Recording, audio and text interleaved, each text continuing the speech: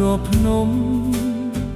ទឹកដីស្រស់បំប្រងកម្ពុជាក្រោមធ្លាប់ជួបជុំពីអូកែវដល់ព្រៃនគរទឹកដីដូនតាធ្លាប់រស់នៅសុខដុមស្រូវលិចទឹកសម្បូរត្រីមានសាយភីក្លិនក្រអូពេញដែនសីមាកាលសម័យផ្លាស់ប្ដូរទឹកដីត្រូវគេកាត់តាច់ទៅបន្សល់ទុកនៅការឈឺចាប់ដែលដកជាប់ក្នុងខួរក្បាល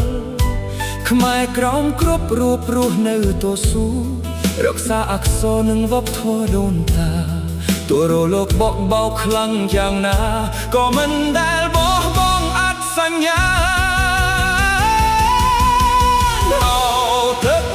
ដីកម្ពុជាក្រោមជាឈាមជ័រខ្មែរគ្រប់ជំនាន់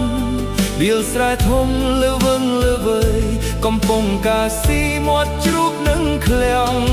ចិត្តបងមិនដែលភ្លេចចងចាំជានិច្ចនៅប្រវត្តិសាស្ត្រដ៏អង្អាចទោះឆ្ងាយត្រឹមភ្នែកតែក្នុងបេះដូងយើងជាខ្មែរតែមួយ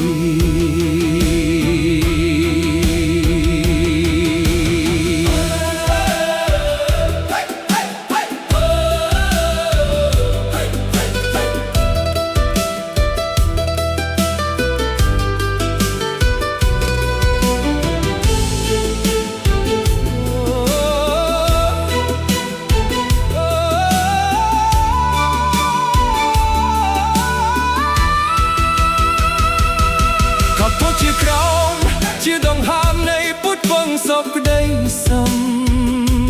រក្សាដួងប្រលឹងរក្សាជំនឿសាសនានិងប្រពៃណី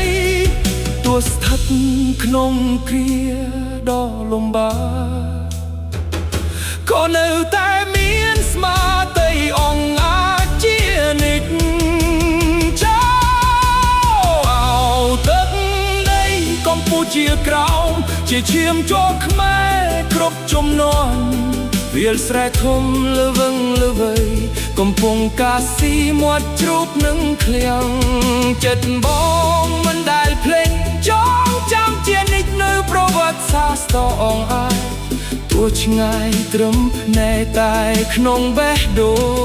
ងយើងជាខ្មែរតែមួយសំឡេងជួងវត្តរងំបកខ្យល់ពីពិសេសរតីខ្មែរក្រមខ្មែរលើខ្មែរកំតាសុទ្ធតែជាកូនខ្មែរ